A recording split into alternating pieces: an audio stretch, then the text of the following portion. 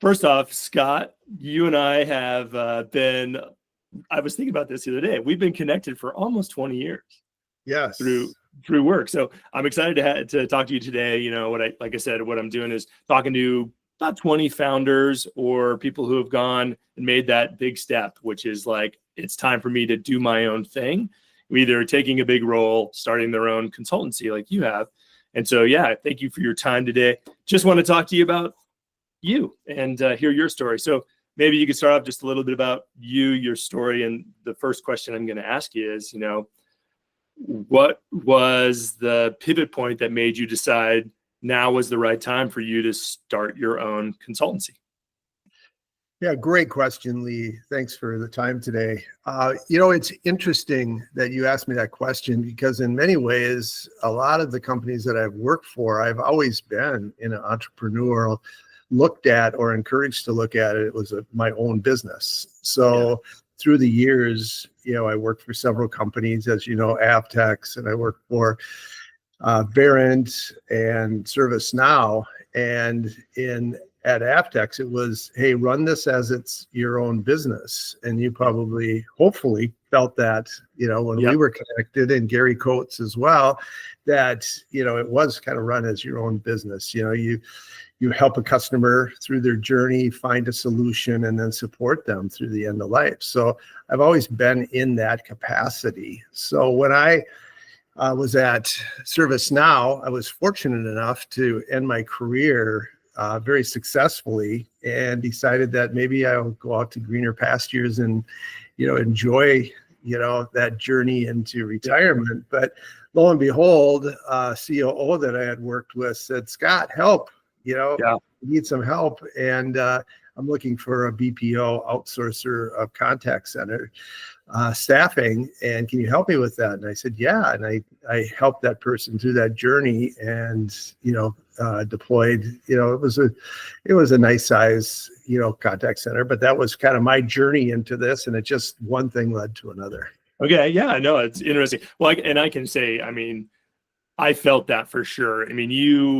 And the reason I think we've stayed connected for 20 years is because I did feel like, you checked in with me every month. You were there when I had questions. You really cared that we got the most out of the investment of the software that we were putting in for running the call center. And it just kind of, we've kept in contact over the years. And so that's a testament to you taking that approach of really making, being part of an organization, you taking complete responsibility of the customer, which is awesome.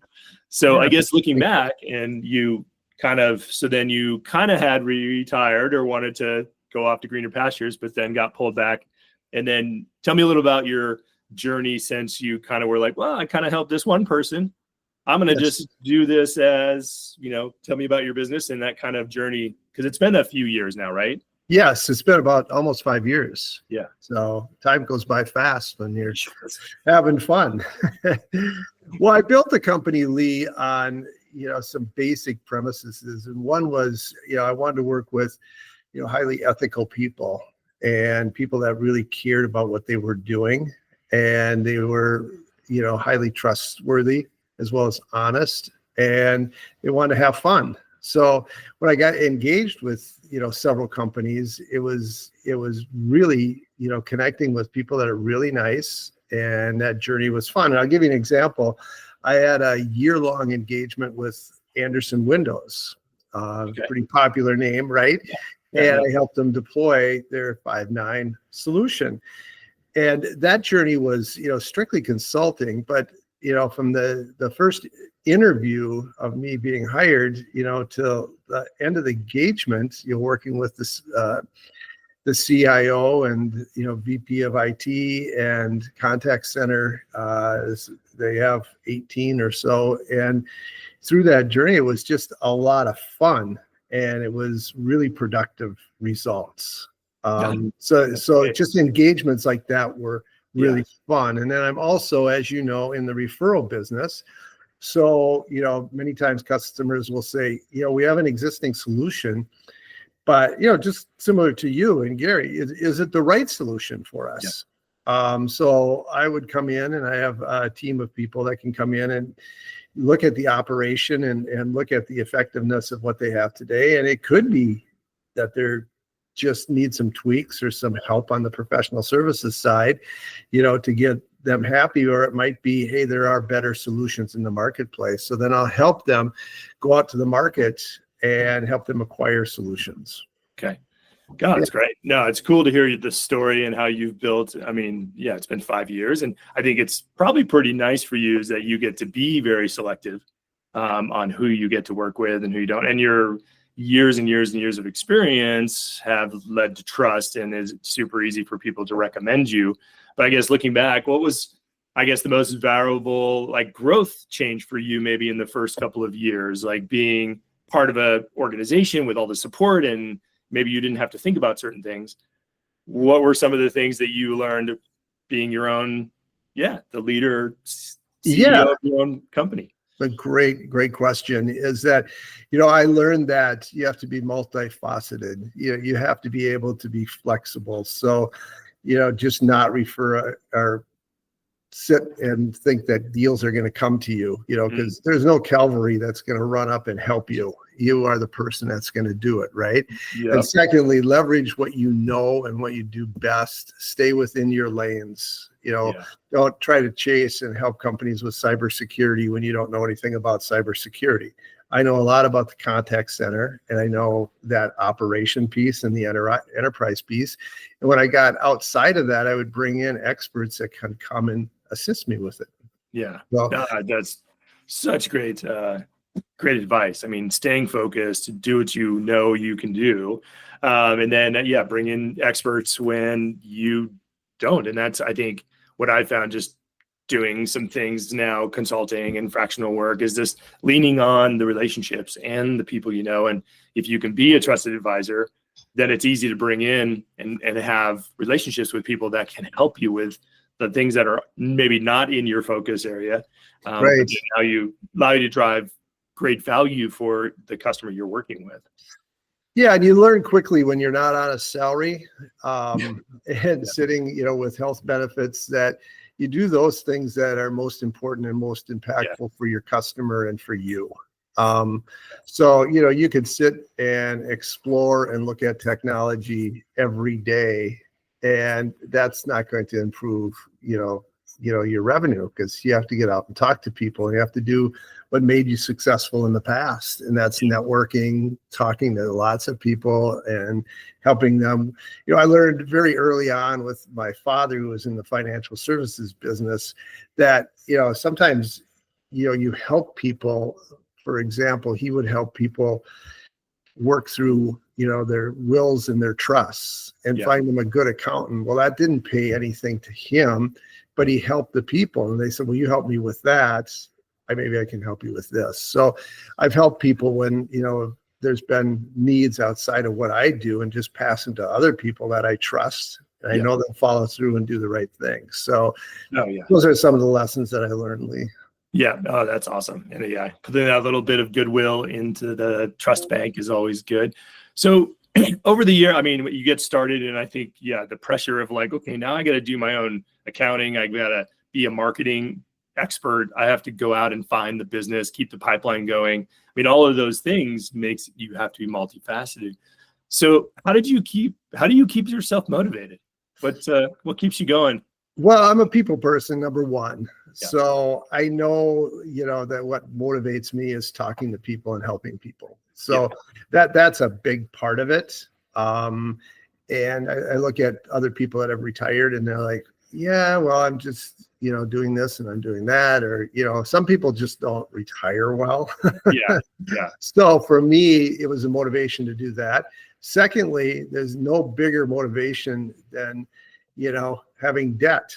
And I learned that very early on. So I bought a cabin during the pandemic, and we remodeled it, but that takes quite a bit of outflow of cash. So, having that pushing me, as well as, just the fun of, being successful. So that's, agreed. Yeah. I think the pressure of, and then I think, what I've learned too is that a lot of this is you just have to figure it out. You have to be taking a step forward, whether it's good is good enough. You just have to get Right. yourself out there. You have to talk to people. I had a couple people that I've interviewed who said, none of your leads and next opportunities are or at least your connections in LinkedIn are going to dry up fast. Like, you have to be willing to go beyond the pool of connections. Would you agree with that? I agree. I mentor a lot of people that get in the similar business as mine, and they sell one deal, or I bring them into a deal and they're like, well, Scott, get me into more deals. And it's like, you need to go out there and hustle and work your network and go to events and, be a part of it. I'm one of the founders of Midwest Contact Center Association. So we have 6 to 8 events a year, and a big annual event, and it draws hundreds of contact center, professionals. And not only can I help them, but you stay attuned to what's going on in the market and some of the bigger companies, that you can do business with in the future. Well, I think that's such a key, right? And I've heard that from a few people too. It goes back to people helping people, right? It's the relationships you build. It's the people you talk to. It's the letting people know you understand the pain point they're in, and you have ideas and solutions. Even if it's not with you directly, you might have a connection for them. So I guess, with that, like, looking back 5 years, what would you wish you could have told your younger self, or what would be some advice, someone who's just stepping into being a consultant, or, stepping into a new, larger role? Yeah, I got a t-shirt that says, get up and get after it. And as an athlete, you probably can appreciate that, right? Oh yeah. You got to put the work in to get the work, right? So get up in the morning and, know what be task oriented and know what you're going to do. Go have coffee with people, go have lunch with people, go out to dinner, network with people, get involved in any and everything that you can have conversations, and make sure you know what's going on in the world. I talk to old coworkers from Apptex to Verint to ServiceNow, and I keep in contact with them of what they're doing, what's important to their customers. For example, AI. What's going on with AI? There's all this buzz, and there's so many suppliers that are like, this is so great, it's going to just blow the top off of everything. And then I ask, what are your, give me some case studies, some wins, and they struggle with that for stories. So another key part is be a storyteller, know what you did and have the confidence in what you did. Because if you weren't successful in the past, you're plowing ahead in the future, after 30 years in the workforce, isn't going to work out very well. So, for example, you and I, Lee, I can ask you where you've been successful, and you tell me exactly, hey, I did this and I did that, and I was successful here. And these are the lessons learned. So, just be really on top of everything that's going on around you, and it's just absorb yourself in it. You can't just touch the surface of it. Well, I think the people like yourself and myself, or I like to put myself in that same camp, is we're always trying to figure out how to be better, how to understand what's happening. And I think the last probably 10 years, right, it's been I'll say standard in the sense of, when you compare it to what's happening with AI, a massive explosion of change is about to happen. I think, people are rushing. I'd love to get your insight on that. Like, what do you think the impacts will be on, call centers? Because I've heard everything from call centers are going to be totally going away. And there are case studies showing companies who have completely transitioned, and everything's getting solved through an AI agent. But what's your take on the landscape in this sense of how long do you think it's going to be until AI is very disruptive? Well, you remember back when interactive voice response, IVR, came out, right? Oh yeah. And people were like, that's going to be self-service. And you can get your bank account, you can get, transfer money, you can do all these things, right? It's just going to blow things away. And then IVR kind of, took a back seat for a while, and now it's back, really, when you think of agentic, type of applications, a lot of what people are doing is, with AI is speech activated IVR. Yeah. And they're using LLMs and, building self-knowledge and other things, but it's still that kind of that IVR piece. So when you get into contact centers, the thing that I have really been amazed about through the years is not one of them is the same. No. And you can come in and do the most basic things in a contact center, and then 2 years later, Lee Roquet comes in as the new director, and they're like, well, this is all wrong, and why are you doing that? And why aren't you looking at these metrics and doing this? And they try to get it from the system that they have, and they're frustrated because they didn't invest in a good, solid system, and that type of thing. So when it comes down to it, people want answers, and they want to get them as easily as possible. So when it comes to AI is improving significantly in the marketplace every day. And I mean, I sat in on a demo where they actually went through collection calls, and they're helping this company with collection calls and having people interrupt, and they go through, and people can't tell the difference of what's happening. Yeah. On the other hand, I see a lot of AI attacking that B2C marketplace. And that's probably, the low-hanging fruit of everything. And where a lot of companies that are B2B in more difficult kind of tasks, they have a ways to go because they have to build a knowledge management system. Yeah. Otherwise, their bot is going to spin around and go around the circle and not give the wrong answers and frustrate everyone, right? And they need to, have a plan of what they want to do with AI throughout the organization. So, which AI is going to win? Is it going to be, throughout the organization? Are they going to use one, Salesforce? Are they going to use Microsoft? Are they going to use Google? Are they going to use, the CCaaS provider? Who are they going to use, and how do all of these work together? So it's a complicated environment when you get into the contact centers, just to say, I'm going to, have an agent that's an AI enabled. I do see it enabling in the next year, the agents with, self-help and knowledge, and agent assist. That's going to roll out and help considerably. Yeah. But on the other hand, I can be a huge optimist for AI and say that, I see thousands of agents being displaced. Yeah. By AI. I agree. And I think going back to, like in the foundations, and me so well, I'd be the person coming and going, why are we doing it this way? Let's change everything.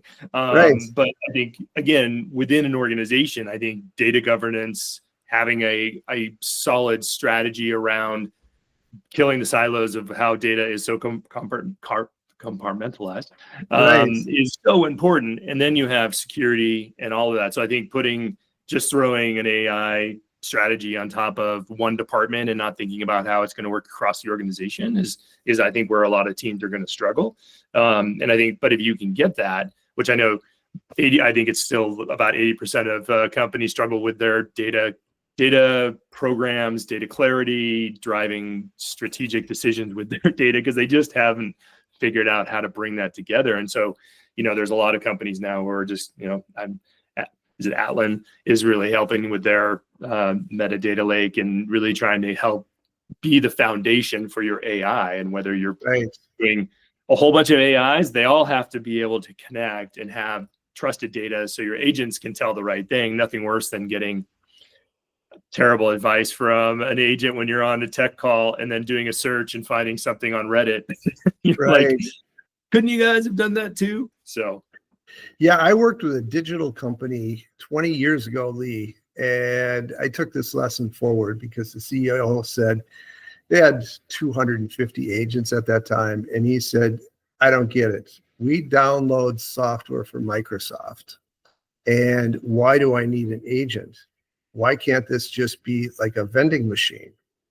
I don't get it. And then we describe about all the different scenarios that it didn't download correct. This didn't happen. This didn't happen. But the bottom line is, when you think about AI and displacing agents, everyone tiptoes around it, in the corporate world. But when you shut the door and the CIO and the C-suite and the CEO and the board of directors gets together, they go, this is our largest cost item for the company. Why do we need it? Yeah.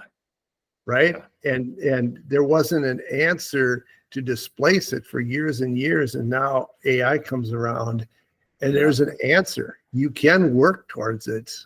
And depending on, the call types that you are receiving, you can replace a lot of those calls. I mean, estimated time of arrival. I want a different time for the arrival. Those are easy things, right? Insurance type things. AI is handling the whole insurance process.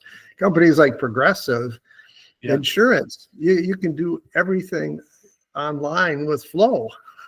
Oh, right? I know, it's great. No, I mean, I actually had a little fender bender like a year ago, and I got on and I did the whole thing on my mobile with them coaching me through it, and I got the pictures and everything. It was such a great experience.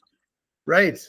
Yeah. Right. But today, there are so many, as a technologist, that there are so many AI solutions in the marketplace. People want just it all wrapped in a package of, I want this one to handle it all, and that doesn't exist. I mean, I had demos from a company from France, and I know a company that deployed it. They use their cell phone, and they just have a simple connect application that they send to the person, and they take their cell phone and they can move around the room, or if they received a package, they can show that package and click on it, and it executes, a ticket for an incident in a workflow that flows out and is reviewed, by AI, and they can send a new RMA and send a new solution product back out to the customer with I think the agent maybe just approving it. No, and I think that's going to be the model that happens here, right? You're going to see AI implementations. I think we're going to have the build versus buy discussions is going to be, because I think back to your point, when you businesses get in situations where they have to be questioning the value, adoption is always a problem with most big systems across an organization. So really looking at the value and being able to go, why are we spending that? Let's centralize. I think there's always the audit of going in and finding out that, every department's been allowed to just buy what they need, and you have a tech stack of 110 applications, and that adds up. I think there's going to be some streamlining down and trying to find that one solution, whether it's Google, Microsoft, but I don't think there's going to be one solution that does it all for any business. So it's going to be really focusing on what's the most we can get out of solving the problems. And then for that call center things, I think we're going to see AI taking level 1 and moving it to level 2. And then that level 2 team is the one that is going to need to be able to manage maybe a couple different agents, solving a couple of different things, and being the escalation point now, and that knowledge jump will require more levels, maybe a stronger level 2 team, or maybe, level 3 team. But no, I think that path has already started. So I have a question for you for customer retention and customer experience. Do you think it's really going to work not to talk to your customer, to shut them off? They're getting their problem solved, but you're not. How are you building a relationship with that customer?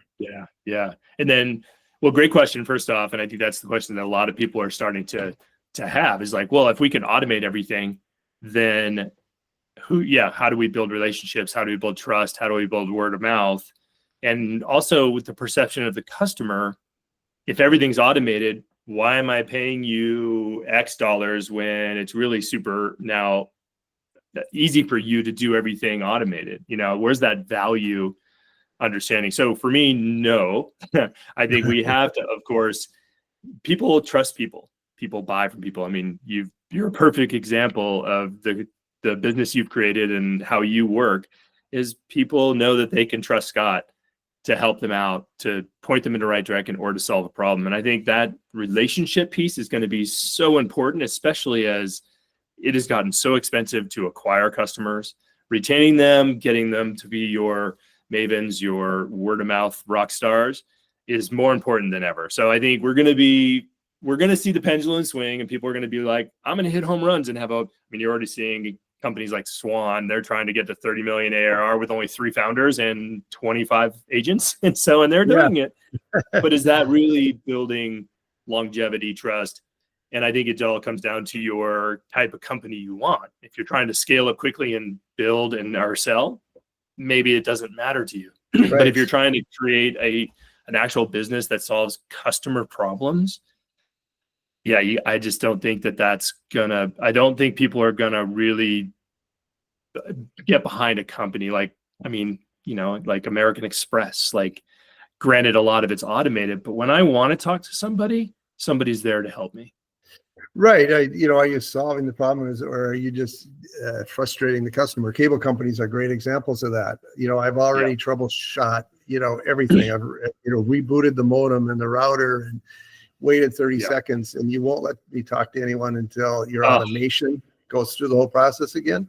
That's frustrating. No, totally. I remember it. I know other if you're listening to this, you are just frustrated. It's so frustrating because you do all this stuff. You have the mobile app, you run through the troubleshoot, you call to get help, and they make you do the whole thing again.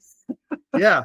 So it's not smart enough to ask the right questions to know, so then it's 0, 0, 0, 0. All right. Well, Scott, man, I've really enjoyed your time and your insights and sharing your story. Let's end on one thing. What's maybe a go-to book, or I'll let you pick, either a go-to kind of book that you would recommend to anyone kind of wanting to start on this journey, or what's the biggest myth as a founder maybe that you could share? So you can answer one of those. The biggest myth is that you can get into it and make a lot of money right away. Make sure that you got a bank account that has money in it that can self-fund you for 6 months to a year, because things just don't happen overnight. You got to be patient and you got to work hard, and, when you talk to companies that, support you in this role, whether it's, TSDs or it's suppliers or other people that you sign up with, they make it sound easy. They tell you about the person that, is making $1 million. He's hardly doing anything, he or she. It doesn't work that way. It's old fashioned hard work. Yeah. Oh, that's great. All right, Scott. Well, all right. Where can people find you, and how can they connect with you if they want to work with you on redoing their call centers or finding their great new technology? Absolutely. Current-connections.com is my website, and Scott Current, 612-386-6727. Okay. All right, Scott. Well, thank you so much.